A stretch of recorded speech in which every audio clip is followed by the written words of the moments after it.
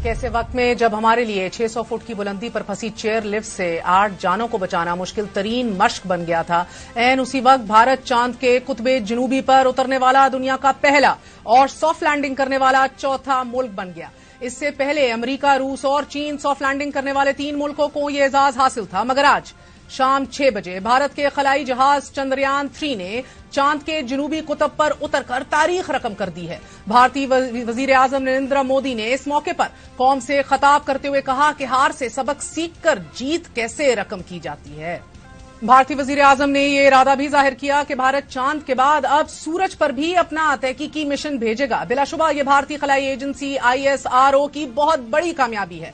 आज सारा दिन 140 करोड़ भारतीयों के साथ साथ पूरी दुनिया की नजरें इस खलाई मिशन पर मरकूज रहीं और जब यह खलाई मिशन कामयाबी के साथ चांद के जनूबी कुतब पर उतरा तो पूरा भारत खुशी से झूम उठा।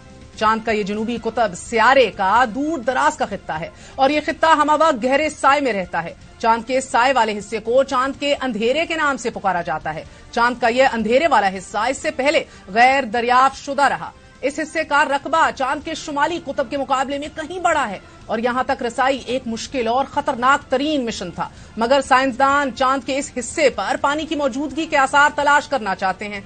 भारत इससे कबल 2 बार चांद की जनूबी कुतब पर उतरने की कोशिश कर चुका है, मगर इसे कामयाबी हासिल नहीं हुई। तहम अक्टूबर 2008 में भेजे जाने वाले पहले मिशन ने चांद की सतह पर पानी के मॉलिक्यूल्स की मौजूदगी को दरियाफ्त किया था। भारत ने जुलाई 2019 में अपना दूसरा खलाई मिशन भेजा और ये दूसरी कोशिश भी नाकाम हो गई, मगर अब चंद्रयान 3 की कामयाबी ने भारत को साइंस और टेक्नोलॉजी और तहकीक की दुनिया में कहीं आगे पहुंचा दिया है। 14 जुलाई को शुरू होने वाले इस खलाई मिशन ने आज 40 दिन बाद अपनी मंजिल को पा लिया।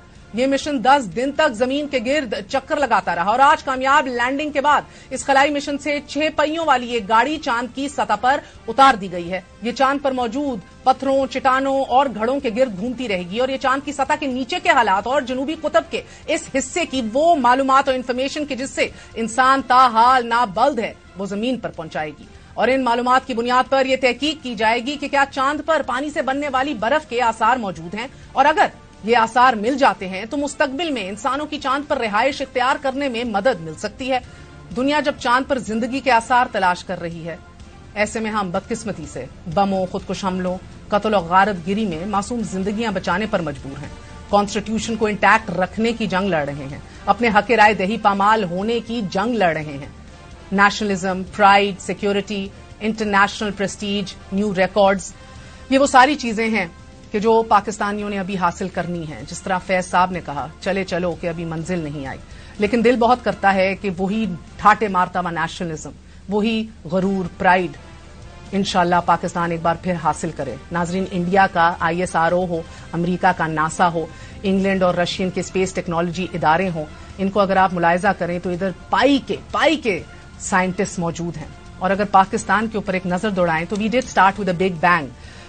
1967 तक, यानी कि 61 से 67 तक डॉक्टर अब्दुल सलाम चेयरमैन थे स्पार्को के, फिर एयर कॉमोडोर डॉक्टर विल्डस लॉ चेयरमैन रहे, फिर एयर कॉमोडोर अहमद साहब चेयरमैन रहे, फिर डॉक्टर सलीम महमूद चेयरमैन रहे, फिर शफी अहमद साहब और फिर चलते चलते major general Ahmed Bilal, major general Qaiser Anees Khurram और आज मेजर जनरल आमिर नदीम साहब 2018 से अब तक चेयरमैन हैं स्पार्को के। यानी कि 61 से अब तक 11 चेयरमैन स्पार्को के हमने तब्दील कर लिए, लेकिन आपको और मुझे कभी मौका नहीं मिला कि हम पूछ सकें कि हमारी क्या प्रोग्रेस है, क्या पेशरफ्त है।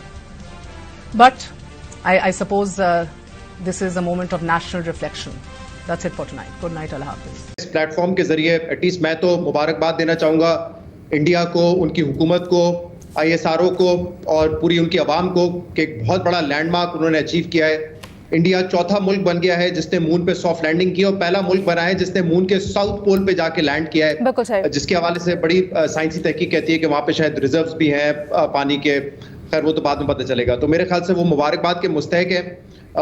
615 करोड़ रुपए का ये प्रोजेक्ट था। चंद्रयान 3 का पहले फेल हुआ 2019 में, चंद्रयान 2।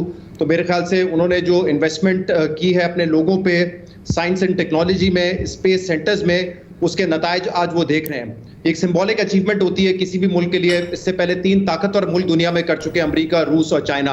अब शायद उन्होंने भी थोड़ा एक बैकफुट ले लिया है, क्योंकि इस पे पैसा बहुत खर्च होता है टैक्स पेयर का, इसीलिए इस पे बाहर ममालिक में तनकीद भी होती है कि इतना पैसा आवाम पे लगाने के बजाय आप स्पेस रिसर्च में लगाते हैं। बट मेरे ख्याल से बहुत बड़ी अचीवमेंट है। और जैसे मैं कहता रहा हूँ, एक तरफ जहां पे बड़ी खुशी भी है उनके लिए कि उन्होंने ये लैंडमार्क अचीव किया है, अफसोस भी होता है, दुख भी होता है कि हम इस वक्त कहां खड़े हैं। मैं कई मर्तबा इस प्रोग्राम में ये बात कर चुका हूं कि हम जैसे लोग हैं, almost similar culture, similar background, हो सकता है उनका बेसिक IQ लेवल भी हमारे बराबर हो, लेकिन आज हम कहां हैं और वो कहां हैं। उनकी अचीवमेंट देख के खुशी होती है, लेकिन ये देख के अफसोस होता है कि हम कहां पर हैं। हम अपने बजट से बमुश्किल इस वक्त कर्ज की अदायगी कर पा रहे हैं, तो कब हम ये मिलियंस ऑफ डॉलर अपने स्पेस रिसर्च पे लगाएंगे, इसका इल्म नहीं है कि हम कोई ऐसी ना सिर्फ स्पेस रिसर्च, वो तो बड़ी आगे की बात है शहजाद, बिल्कुल दुरुस्त आपने शानदार करें। हम तो यहाँ पर अभी तक एजुकेशनल रिफॉर्म्स नहीं कर पाए। हम एजुकेशन और हेल्थ केयर के लिए कितना, आप बिल्कुल सही कह रहे हैं, लेकिन मसला यहाँ पर यह है कि अगर हमारी तरजीहात दुरुस्त हों और हम इन मसले मसाइल से बाहर निकलें, तो फिर हम आगे कुछ सोचें और दूसरों से कंपेयर करें। हम तो इस वक्त किसी पोजीशन में ही नहीं है हम हमसाया मुल्क से कंपैरिजन करें। अब मसाइल तो इंडिया में भी बहुत है, गरीब गुर्बत वहाँ पे भी बहुत है, वहाँ पे भी बच्चे स्कूल से बाहर हैं। ये इश्यूज हर मुल्क में होते हैं, शायद डेवलपिंग कंट्रीज में ज्यादा होते हैं as compare to developed countries, लेकिन इसके बावजूद उन्होंने ये लैंडमार्क अचीव किया है। हमारे लिए सीखने के लिए बहुत कुछ है। हमने ना साइंस एंड टेक्नोलॉजी में उस तरह इन्वेस्ट किया, ना IT में इन्वेस्ट किया, ना बेसिक एजुकेशन में हमने उस तरीके से इन्वेस्ट किया। इंडिया का निजाम आप दुरुस्त कह रही हैं, हमसे तो बहुत बेहतर है, इश्यूज हैं लेकिन हमसे बहुत बेहतर। बट हम वाकई में ये लेजिट सवाल है, क्या हम सीख पाए हैं? क्योंकि आज फिर हम देख रहे हैं कि हम वही जो पनामा में हुआ, वही हम दोबारा पेंडोरास बॉक्स खोल के बैठे हैं। तोशा खाना में भी उसी की झलक नजर आती है। सवाल कर रहे हैं कि क्या पनामा की हिस्ट्री दोहराई जा रही है। फिर सुप्रीम कोर्ट से आज जिस तरह के रिमार्क्स आए, उसके ऊपर खदशात का इजहार हो रहा है। तो इस रोशनी में इसको कैसे देखते हैं?